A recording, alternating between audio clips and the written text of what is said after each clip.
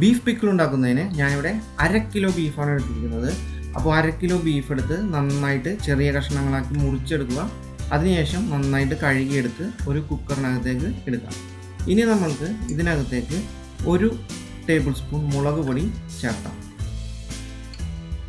അതുപോലെ 1/2 table spoon മഞ്ഞൾപ്പൊടി ചേർത്ത് കൊടുക്കാം. ഇനി നമ്മൾക്ക് ഇതിനകത്തേക്ക് ഇഞ്ചി നന്നായി ചതച്ചത് 1 ടേബിൾ സ്പൂൺ, അതുപോലെ തന്നെ വെളുത്തുള്ളിയും 1 ടേബിൾ സ്പൂൺ നന്നായി ചതച്ചെടുത്തത് നമുക്ക് ഇതിനകത്തേക്ക് ചേർത്ത് കൊടുക്കാം. അപ്പോൾ 1 ടേബിൾ സ്പൂൺ വെളുത്തുള്ളി. ഇനി നമ്മളിതിനകത്തേക്ക് 1/2 ടേബിൾ സ്പൂൺ ഉപ്പ് ചേർത്ത് കൊടുക്കും. അതുപോലെ 1 ടേബിൾ സ്പൂൺ ഗരം മസാലയും ചേർത്ത് കൊടുക്കും. ഇനി നമ്മളിതിനകത്തേക്ക് 3 ടേബിൾ സ്പൂൺ വെളിച്ചെണ്ണ ചേർത്ത് കൊടുക്കുകയാണ്. അപ്പോൾ ബീഫിന് നല്ലൊരു ഫ്ലേവർ കിട്ടുന്നതിന് വേണ്ടിയിട്ടാണ് ഈ വെളിച്ചെണ്ണ ചേർത്ത് കൊടുക്കുന്നത്. ഇനി നമ്മൾ നന്നായിട്ട് മിക്സ് ചെയ്യുക. മിക്സ് ചെയ്ത് നമ്മളിത് വേവിക്കണം. അപ്പോൾ വേവിക്കുമ്പോൾ ഒരു കാര്യം പ്രത്യേകം ശ്രദ്ധിക്കുക, നമ്മൾ ഇറച്ചി പകുതി വെന്ത് കഴിയുമ്പോൾ സ്റ്റവ് ഓഫ് ചെയ്യണം. സാധാരണ നമ്മൾ ബീഫ് വേവിക്കുമ്പോൾ ഒരു 6 വിസിലടിച്ചതിന് ശേഷമാണ് നമ്മൾ ഓഫ് ചെയ്യാറ് എന്നുണ്ടെങ്കിൽ, നമ്മൾ ബീഫ് പിക്കിൾ ഉണ്ടാക്കുമ്പോൾ നമ്മളൊരു 3 വിസിലടിച്ച് കഴിയുമ്പോൾ സ്റ്റവ് ഓഫ് ചെയ്ത് വയ്ക്കണം. ഇപ്പോൾ നന്നായിട്ട് മിക്സ് ചെയ്തിട്ടുണ്ട്. ഇനി നമുക്കിത് അടച്ചു വെച്ചിട്ട് വേവിക്കാം. അപ്പോൾ നമ്മുടെ കുക്കറിൽ വേവിക്കാൻ വെച്ച ബീഫ് വെന്ത് റെഡി ആയിട്ടിരിക്കുകയാണ്. ഇനി നമുക്ക് ആ ബീഫ് എടുത്ത് ഫ്രൈ ചെയ്യണം. അപ്പോൾ അതിനായിട്ട് ഞാനിവിടെ ഒരു വലിയ ഫ്രൈ പാൻ വെച്ചിട്ടുണ്ട്. അതിനകത്തേക്ക് ഞാൻ കുറച്ച് വെളിച്ചെണ്ണ ഒഴിച്ചു കൊടുക്കുകയാണ്. ഇനി നമ്മൾ വെളിച്ചെണ്ണ ചൂടായി കഴിഞ്ഞ് കഴിയുമ്പോൾ നമ്മുടെ ബീഫ് വെന്തതെടുത്ത് ഇതിനകത്തേക്ക് ചേർത്ത് കൊടുക്കുക. കുറേശ്ശെയായിട്ട് നമുക്ക് ഇതിനകത്തേക്ക് ചേർത്ത് കൊടുക്കാം. അപ്പോൾ ഒരു റൗണ്ടിൽ തന്നെ നമുക്കിത് എല്ലാം ചേർത്ത് കൊടുക്കാം. കാരണം നമ്മൾ ആകെ 1/2 കിലോ ബീഫാണ് എടുത്തിട്ടുള്ളൂ. അപ്പോൾ നമുക്ക് 1/2 കിലോ ബീഫും ഇതിനകത്തേക്ക് ഫുള്ളായിട്ട് തന്നെ ചേർത്ത് കൊടുക്കാം. അപ്പോൾ നമുക്ക് ഒരു റൗണ്ടിൽ തന്നെ ഇതങ്ങോട്ട് ഫ്രൈ ചെയ്തെടുക്കാം. നമ്മളിതൊരു 10 മിനിറ്റോളം ഫ്രൈ ചെയ്യണം. നമുക്കിത് ഫുള്ളായിട്ട് ചേർത്ത് കൊടുക്കാം. നമ്മൾ ഈ ബീഫ് നന്നായിട്ട് ഫ്രൈ ചെയ്തെടുക്കണം. ഏകദേശം ഒരു 10 മിനിറ്റോളം നമ്മളിങ്ങനെ ഫ്രൈ ചെയ്യണം. ഇനി നമുക്ക് നമ്മുടെ ബീഫ് എത്രത്തോളം ഫ്രൈ ആയി എന്നൊന്ന് നമുക്ക് നോക്കാം. ഇപ്പോൾ ഏകദേശം ഫ്രൈ ആയി തുടങ്ങിയിട്ടുണ്ട്. അപ്പോൾ നമുക്ക് കുറച്ച് കൂടുതൽ സമയം ഫ്രൈ ചെയ്യണം, എന്നാലാണ് നല്ല ടേസ്റ്റ് ഉണ്ടാവുള്ളൂ. ഞാനപ്പോൾ ഇതൊന്ന് ക്ലോസപ്പിൽ ഒന്നുകൂടി കാണിക്കാൻ എടുത്ത് ഞാൻ ക്ലോസപ്പിലൊന്ന് കാണിക്കുകയാണ്. നോക്കിയാൽ നന്നായിട്ട് ഫ്രൈ ആയിട്ടുണ്ട് പോലെ. അതെ, ശരിക്കും നന്നായിട്ട് ഫ്രൈ ആയിട്ടുണ്ട്. അപ്പോൾ നമ്മൾ ബീഫ് പിക്കിൾ ഉണ്ടാക്കുമ്പോൾ എപ്പോഴും നന്നായിട്ട് ഫ്രൈ ചെയ്തെടുക്കുക. ബീഫ് നന്നായിട്ട് ഫ്രൈ ചെയ്തെടുക്കുക. അപ്പോൾ എത്രത്തോളം ഫ്രൈ ആയി എടുക്കുന്നോ അത്രത്തോളം നമ്മുടെ ബീഫിന് ടേസ്റ്റ് കൂടും. ഇനി നമുക്ക് ഇത് വേറൊരു പ്ലേറ്റിലേക്ക് പകർത്തിയെടുക്കാം. കാരണം ഇത് നന്നായിട്ട് ഫ്രൈ ആയി കഴിഞ്ഞു. അപ്പോൾ നമുക്ക് ഇനി ഒരു പാത്രത്തിലേക്ക് പകർത്തിയെടുക്കാം. വേറൊരു പ്ലേറ്റിലേക്ക് നമുക്ക് പകർത്തിയെടുക്കാം.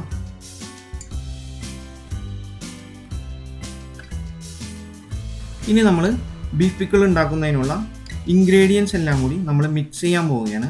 അതിനായിട്ട് ഞാനിവിടെ ഒരു പാൻ വെച്ചിട്ടുണ്ട്. അതിനകത്തേക്ക് 7 ടേബിൾ സ്പൂൺ വെളിച്ചെണ്ണ ഒഴിച്ചിട്ടുണ്ട്.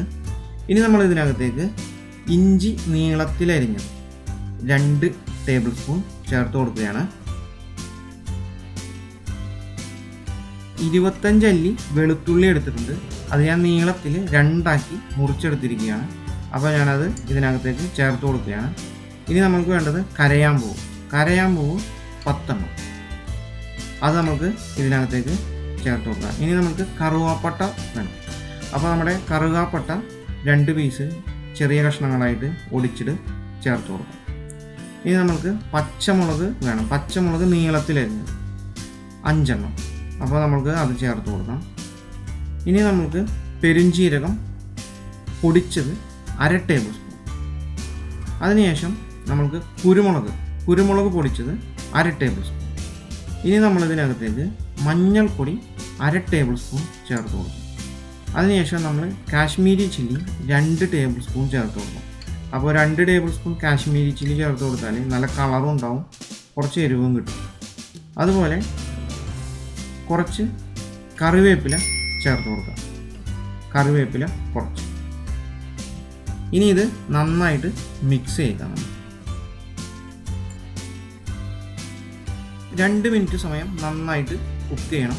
അപ്പോൾ നമ്മുടെ ആ മുളക് പൊടിയും മഞ്ഞൾപ്പൊടിയും വേപ്പിലയൊക്കെ നന്നായിട്ടൊന്ന് മുരിഞ്ഞ് വരുന്നത് വരെ ഒന്ന് കുക്ക് ചെയ്യണം.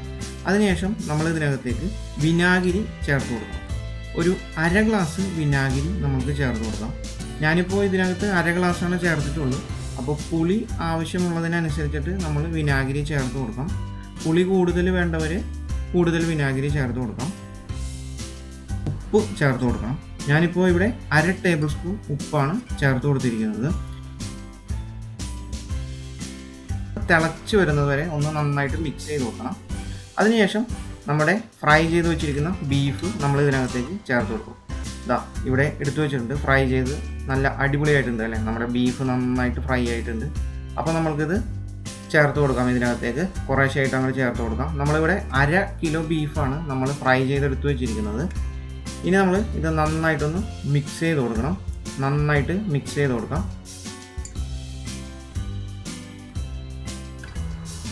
അപ്പോൾ ഇനി നമ്മുടെ സ്റ്റൗവിൻ്റെ ഫ്ലെയിം ഒന്ന് കുറച്ച് വയ്ക്കുക. ഇനി നമ്മളിത് ഒരു 10 മിനിറ്റ് സമയം മിക്സ് ചെയ്തുകൊണ്ട് നമ്മൾ ഇത് കുക്ക് ചെയ്തെടുക്കണം.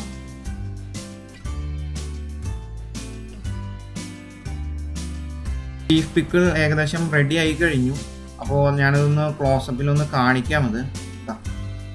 അപ്പോൾ നമ്മൾക്കിനി സ്റ്റൗ ഓഫ് ചെയ്യാം. സ്റ്റൗ ഓഫ് ചെയ്തിട്ട് നമ്മൾക്കിനി ഇത് വേറൊരു പ്ലേറ്റിലേക്ക് പകർത്തിയെടുക്കാം. ഞാനതൊന്നുകൂടി ക്ലോസപ്പിൽ കാണിക്കാം.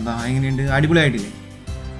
അപ്പോൾ നിങ്ങൾക്ക് എൻ്റെ വീഡിയോ ഇഷ്ടപ്പെട്ടു കഴിഞ്ഞാൽ എൻ്റെ ചാനൽ ലൈക്ക് ചെയ്യാനും സബ്സ്ക്രൈബ് ചെയ്യാനും മടിക്കരുത്. അപ്പോൾ ഞാൻ ഈ ബീഫ് പിക്കിൾ വേറൊരു പ്ലേറ്റിലേക്ക് എടുത്തിട്ട് ഞാനത് കാണിക്കാം. അപ്പോൾ നമ്മുടെ ബീഫ് പിക്കിൾ റെഡി ആയിട്ടുണ്ട്. ഞാനത് വേറൊരു പ്ലേറ്റിലേക്ക് പകർത്തി എടുത്തിട്ടുണ്ട്. അപ്പോൾ നിങ്ങളെല്ലാവരും ട്രൈ ചെയ്ത് നോക്കുക. ട്രൈ ചെയ്ത് നോക്കി അഭിപ്രായങ്ങളൊക്കെ അറിയിക്കുക. അപ്പോൾ മറ്റൊരു റെസിപ്പിയുമായി നമുക്ക് വീണ്ടും കാണാം.